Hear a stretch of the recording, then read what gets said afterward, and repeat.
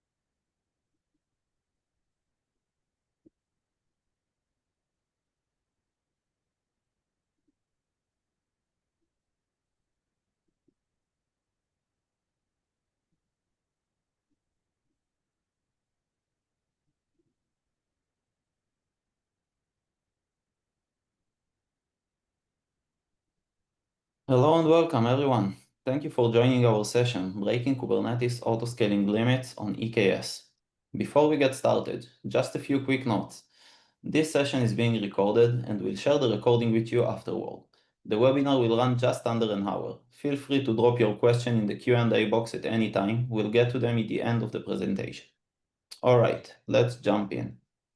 So let's start with a brief introduction. My name is Michael Amar and I am a tech lead at Zesty. Joining me is Tzahi Mizrahi, a solution architect at AWS and leading expert in Kubernetes optimization. Today we'll dive into the challenges of scaling efficiently EKS clusters, and we'll explore how to achieve better performance and cost efficiency with autoscaling. We'll start with the limitation of traditional HPA, then we'll dive into VPA strategies as a complementary solution, and we'll see how it can improve efficiency when HPA alone is not sufficient. Next, we'll address the challenges of native VPA implementation, mainly in terms of stability and friction with HPA. In the second half, we shift to practical solution, how to leverage the latest EKS capabilities to scale more efficiently and improve performance. Finally, we'll explore advanced tools that enable the combination of horizontal and vertical scaling approaches, so you can get the best of both worlds without the traditional trade-offs.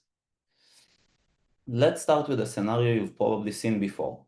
Your application is getting more and more traffic, the HPA adds more replicas, and yet, you still have performance issues. I guess this is something that most of you have experienced as well. HPA has been our standard way to scale in Kubernetes for years, and for a good reason. It's relatively easy to set up, it is intuitive to understand, and it works well for stateless applications with predictable resource consumption. But in many cases, HPA is simply not the solution. Let's see a few examples. The first example is monolithic applications. With this application, HPA is ineffective or simply impossible. You are asking yourself why? Because this application often have shared state, tight coupling, and internal dependencies that make it hard to split them into multiple instances. For example, a large legacy application with a single JVM instance with in-memory state that cannot be shared. Another example is stateful databases. With stateful databases, HPA is complex, risky, and sometimes impossible. Why? Because databases often require complex clustering mechanism to scale horizontally, and even then, right operation can bottleneck on a leader node. For example, Postgres, MySQL, even MongoDB. For them, vertical scaling is common, especially for a single node or primary replica setup. The third use case is caching layers. With caching layers, horizontal scaling introduces complexity such as key partitioning or application consistency. For example, a Redis instance storing session data for a large number of users may need more RAM rather than more instances. Another example is video encoding or processing services. In that case, horizontal scaling is simply irrelevant, because encoding workloads are tightly bound to CPU or GPU and cannot be split across multiple pods. For example, a pod that processes a single video file might require all available compute resources to encode efficiently. And the last use case I want to talk about is machine learning inference services. In that case, HPA is less effective than VPA because some machine learning models, like large transformer models, require significant memory, CPU, or even GPU resources to load and run, and it is not feasible to shard or split them. For example, large language models, LLMs like GPT or BERT that everyone is using today, require at least 10 GB and even more than 350 GB of memory. It is better to start small and increase the capacity when it's needed. Applications that cannot scale horizontally often face performance or cost inefficiencies. The solution for those applications is VPA, which automatically adjusts CPU and memory requests based on usage patterns. So first, let's describe how VPA is working.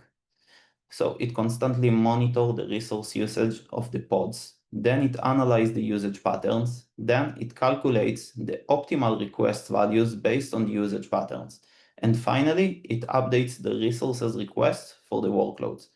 Since this application often rely on a single instance with high resource demands, VPA ensures they get the right amount of resources to run efficiently. This reduces the risk of performance issues or crashes due to under-provisioning, without any manual tuning. Now that you understand not all workloads can be scaled horizontally, let's explore how VPA addresses these limitations. On the left side of the slide, we see manual resource management. On the right side, we see automated resource management using VPA. It's common to encounter scenarios where a pod consumes more resources than it requests. This can lead to CPU throttling or even out-of-memory kills. Manual resource management exposes DevOps teams and users to potential application crashes and performance degradation, when workloads managed by VPA are protected from those risks. VPA brings many benefits. First, it helps you to optimize resource allocation. It automatically adjusts resources based on real usage, so there's no need to guess or manually tune. That means fewer issues from over or under provisioning. It also improves cost efficiency. When your pods use just the right amount of resources, you reduce waste, but you still keep sufficient capacity for your application to run smoothly. The result is better cluster utilization and lower infrastructure costs. Another benefit, VPA simplifies resource management and removes the burden of manual monitoring. It learns how your application behaves and adjusts resources automatically, so you don't have to do it manually anymore. And that leads to better performance. Applications receive just the right amount of resources. You will see fewer slowdowns or performance degradation due to resource starvation. On top of all those benefits, VPA is also the best fit for the types of application we mentioned earlier, those that cannot be scaled horizontally. So for monolithic applications, VPA can scale up resource requests for the single pod instead of trying to horizontally split it, which not always possible. For stateful databases, VPA is able to increase requests for the primary database replica without scaling the readers if not required. For caching layers, VPA can allocate more memory to a single cache instance to store larger datasets to avoid complexity of key partitioning. For video encoding services, VPA can scale up resources for individual encoding jobs that require intensive compute power and not for all jobs, which can cause waste. And last, for machine learning inference service, VPA can provision larger resource requests to accommodate heavyweight models like LLMs that we all use today. Now, while VPA has a lot of advantages, it also comes with some important limitations to be aware of. First, anytime VPA updates resource requests, it requires pod restarts. VPA cannot update running pods in place for Kubernetes versions below 133. Pods must be restarted to apply new resource requests, which can cause disruption for stateful or non-resilient workloads. It is very problematic for stateful applications, single replica databases, or production environments. Tzahi is going to talk about it very soon and explain how we can overcome this limitation. Second, VPA doesn't play well with HPA.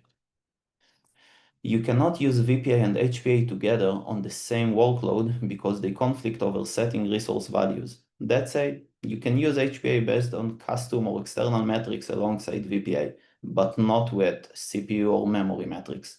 Let's understand how they conflict.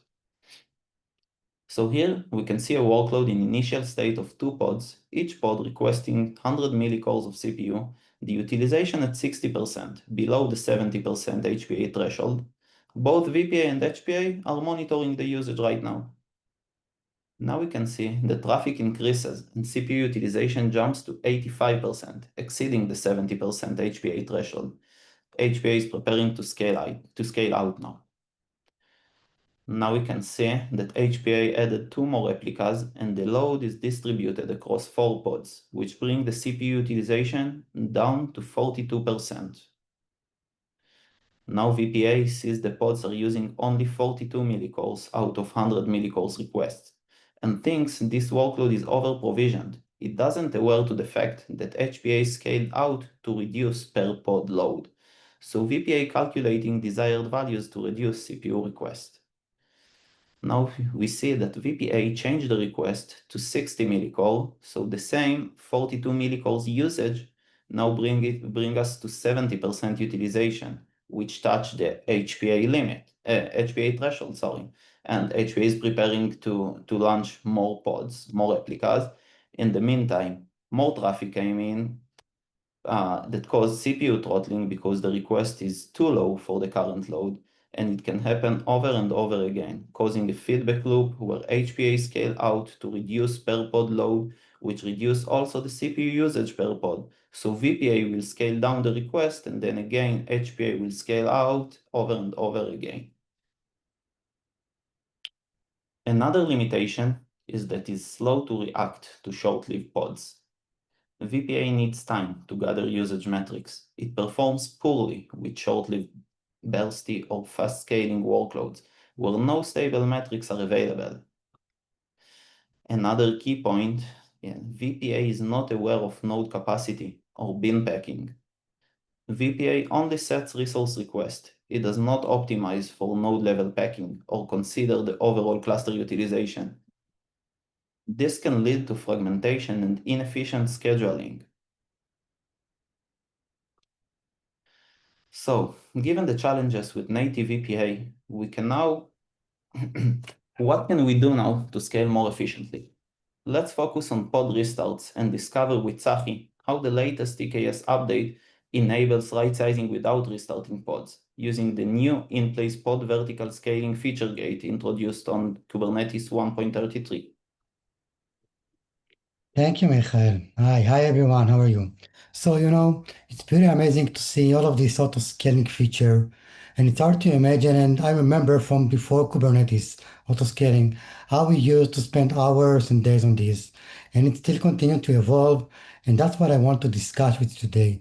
A new feature in Kubernetes called in-place vertical scaling, also known as in-place pod resizing. So, we all know that Kubernetes is fantastic for scaling application horizontally, which involves adding or removing replicas based on the container's load or other metrics. However, optimizing resource allocation for individual pods, specifically adjusting their CPU and memory, has historically presented significant challenge because the traditional approach to vertical scaling required deleting and creating new pods with updating resources. So while this might be acceptable for the stateless application when using rolling updates, it introduces significant issues for other type of workloads. As Michael mentioned, stateful services, long-running jobs, or just applications that are highly sensitive for interruptions. So this could lead to downtime and can be very disruptive and costly. And this is exactly where the in-place pod resource resizing feature comes in.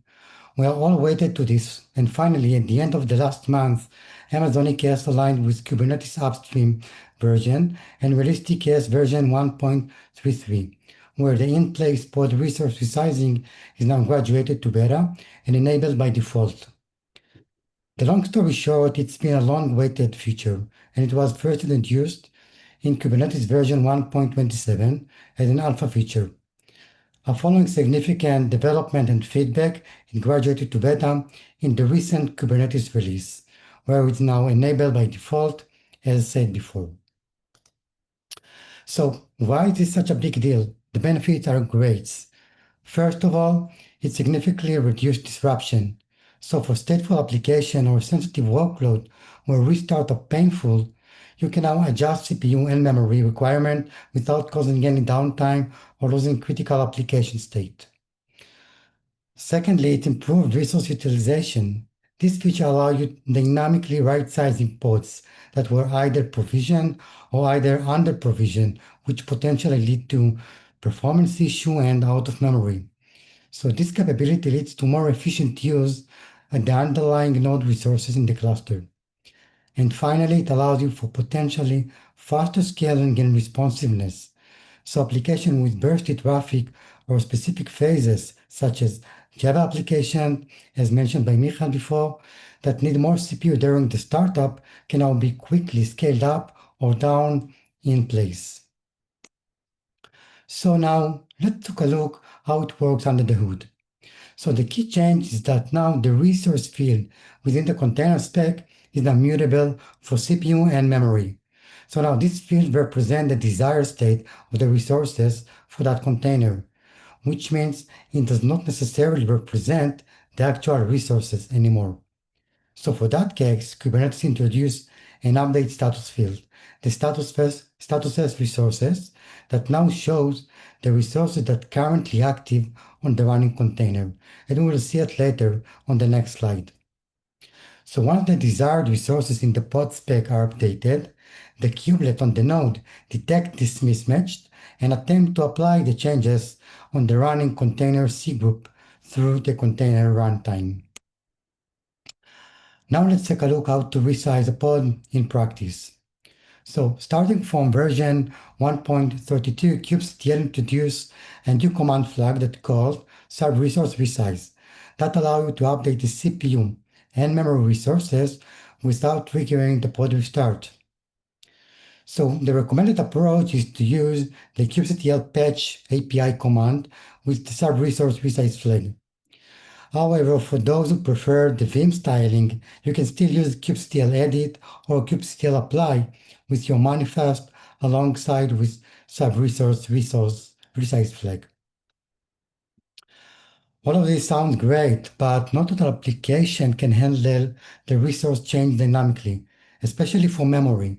So Kubernetes addressed this crucial aspect with resource policy field. This policy allows you to specify per resource type, like CPU or memory, whether a restart is not required, which is by default in the behavior, or restart is necessarily to apply the change.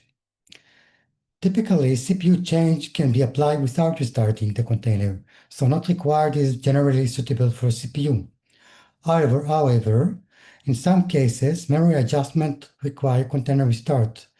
So we define restart container if the memory resources changed. If both CPU and memory resize at the same time and the memory policy requires restart, then the container will restart. So once we resize the pod, we can monitor the pod resources change through the container statuses field. At the top of the screenshot, you can see the allocated resources. This field tracks the resource that was confirmed by the kubelet for scheduling purposes. At the middle, you can see the resources field show the resources that are currently active on the running container. And finally, you can see the restart count field that can be used to determine if the pod has been restarted and how many times. So once the changes happen, in order to track the resize operation status in real time, Kubernetes provides us a new pod condition for this feature. In example, if a resize request cannot be immediately granted, you will see pod resize pending condition. This could be because the request is invisible, meaning requested resources exceeded on what are available on the node. Or it could be deferred, indicating the kubelet need to wait, maybe for some resources to be filled up by another pod, and it will retry later on. When the kubelet has accepted the request and allocated resources, the status transition to pod resize in progress. This means the changing is being applied. It usually very quickly, but it can be depend on the container runtime. So monitoring these resources allow you to understand if your resource request was successfully spending or any issues were found. So how does all come together with VPA? So VPA is a Kubernetes add-on that automatically adjusts CPU and memory requests for your pod based on the actual usage pattern. So far, while VPA could provide an excellent recommendation for resources, applying them often required pod restart, which made VPA less effective. Historically, VPA supported a couple of update modes. First is off. It means that VPA only calculates resources grouping recommendation without applying them. Initial mode say that assign resource request on the pod once it's created, but never change them later. And finally, recreate, which update the existing pod by evicting them and recreating with updated resources. So now, with in-play post-resizing, VPA can now leverage this new capability. So the work is already underway in the community, in the Kubernetes community, to enhance VPA. A planned new VPA update mode is now in alpha feature called In Place or Recreate. This mode will instruct VPA to first attempt resize the pod in place. If that's not possible for some reason, it can then fall back and recreate in the pod, maybe in another node. Personally, I must say that this integration looks very promising and brings VPA to reduce disruptions and make VPA much more viable option for wider range of application. So now let's take a look on a quick demo. So I spin up new Kubernetes cluster and installed VPA, and I enabled the in-place or recreate feature kit. So this is very simple deployment that consists Nginx container with very low limits and requests for 10 millicores. Once I deploy this deployment, created it, we can see that two pods should be consist in place, so both running. And let's take a look on one of them, of the status on one of the pods. So as we can see, the allocated resources by the kubelet is 10 millicores. Also, the limit and request resources consist 10 millicores of CPU. And the pod is running.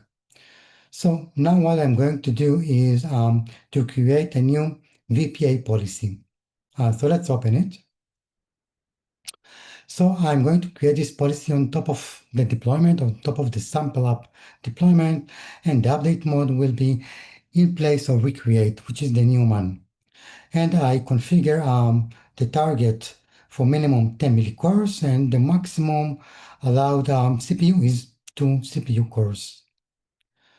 Now I'm going to create this VPA policy. So it's been created, and I want to take a look on the initial status of that policy. So describe VPA and as configure, as persist. So 2 CPU is the maximum and minimum 10 millicores. Now I'm going to perform some load on one of our pods. So I'm going to use predefined or prepared in advance the curl loop that's going to perform some load on the Nginx server in the pod. So once it's created, I take a look again on the VPA policy status, and let's look if there is any new recommendation. So new recommendation provided, and we can see now in the target, the new CPU just adjusted to 35 millicores instead of the 10 millicores that were initially. Now we can see the pod consists 35 CPU without any restarted. Also, the allocated resources by the kubelet, same 35 CPU, and all work great without any restarts. So looks great so far. So, for summary, we saw that while some features are still in alpha, there are many use cases that this feature could be shine and provide significant values. So it's particularly useful for stateful workloads like databases. So if the traffic spike, you can scale up resources without downtime. Another use case is application with heavily startup phases, like a Java application that often need more CPU during startups and then the steady state. So we can scale up in place resizing. And finally, it simplified the process of optimizing resources for pods, either if over provisioning or under provisioning. So before I finish, I must tell you that I'm really excited to see what next will bring. So please feel free to write us your thought in the Q&A box, and I love to hear your ideas. And Michael, back to you. How do you think you might use this new environment? Thank you, Tzahi. Thank you very much. So it sounds very impressive. It's clear how we can now right-size pods without disruption. Now, let's shift to another key challenge, the conflict between HPA and VPA. In this final section, we'll see how Zesty addresses this with an advanced multi-dimensional autoscaling solution, allowing HPA and VPA to work together seamlessly without the typical trade-offs. This is also a good solution for any application that already utilizes HPA and you want to optimize the resources or even protect yourself from performance degradation. Zesty Compass is a Kubernetes optimization platform which uses automation to dynamically adjust infrastructure in real time for better performance and cost efficiency.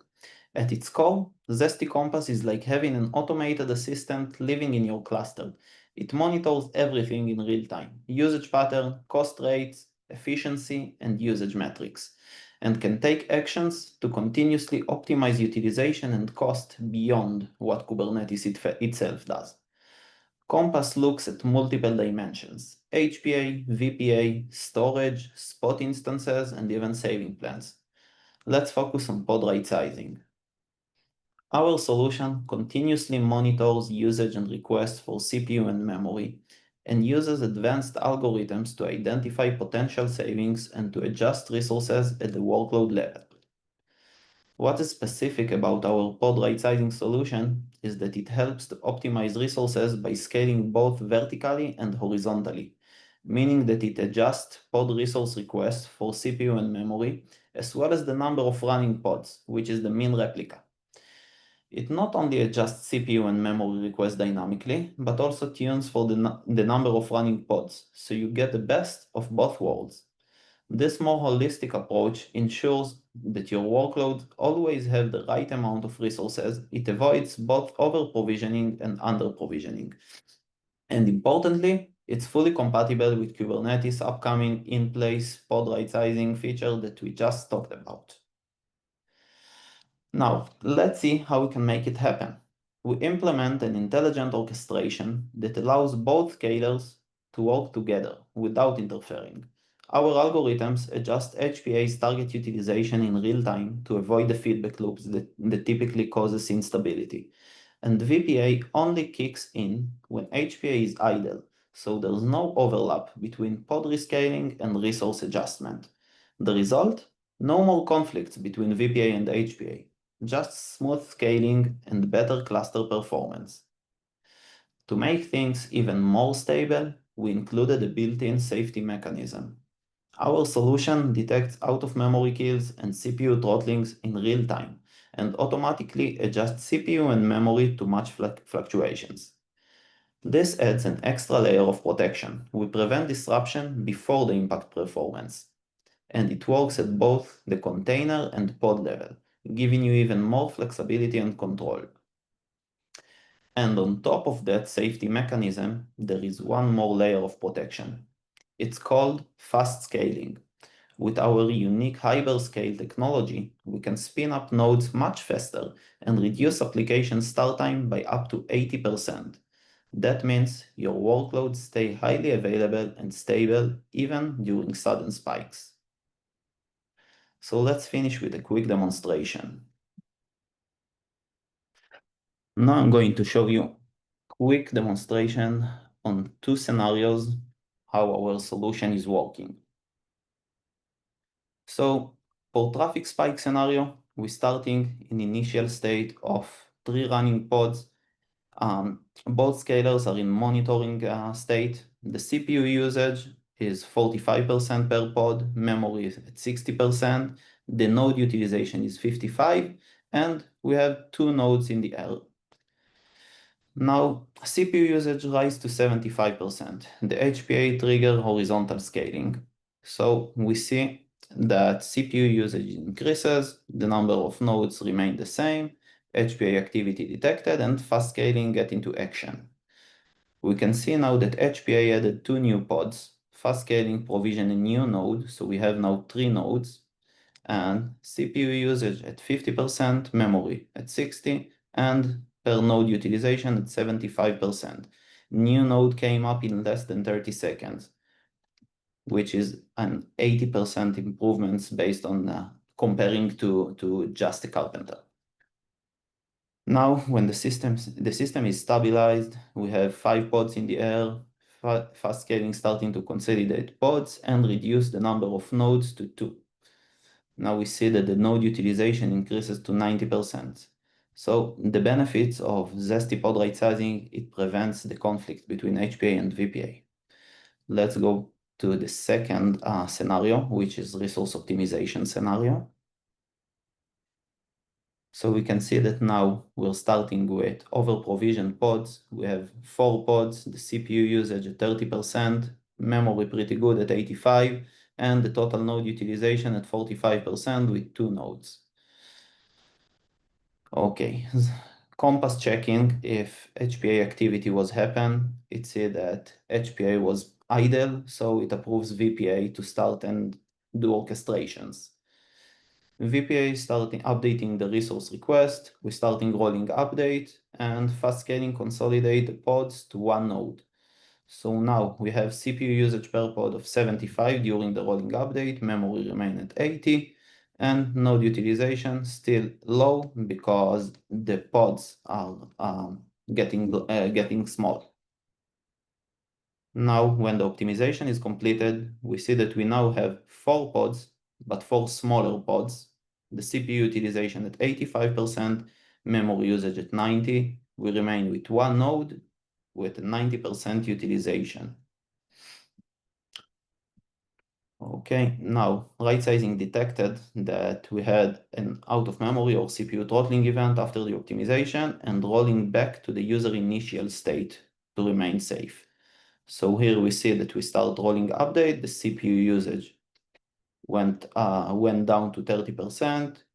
We back to 2 nodes, everything to remain the stability on your clusters. So what are the benefits of right sizing and of fast scaling? So for right sizing, it prevents the conflict between HPA and VPA. It delays the VPA operation. If HPA is active, it maintains pod stability, even during scaling events, and it eliminates resource thrashing and restart loops. Fast scaling is able to bring up new nodes in average of 30 seconds, comparing to average of 2.5 minutes without fast scaling technology.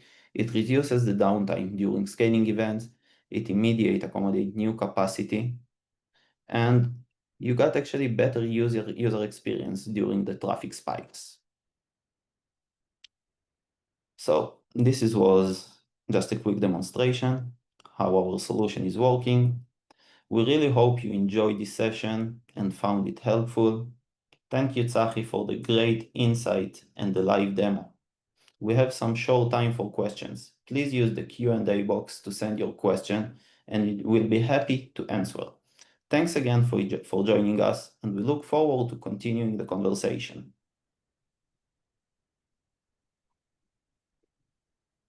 So Ted asking to confirm if the in-place pod horizontal scaling is better in 133 and will be impacting AWS support for this feature. So first of all, just to correct, it's for in-place for vertical scaling, which means we can resize the pod resources like CPU and memory in place. So once AWS provided in terms of the EKS version 133, it means it validated as a beta and should support it. Okay.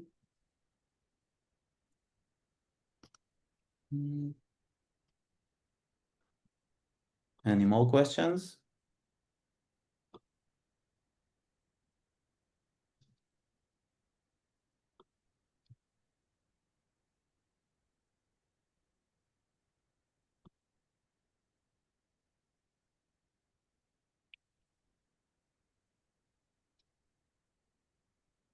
Okay, so we see there are no more questions. Thank you very much for joining our webinar, and really hope you enjoyed it.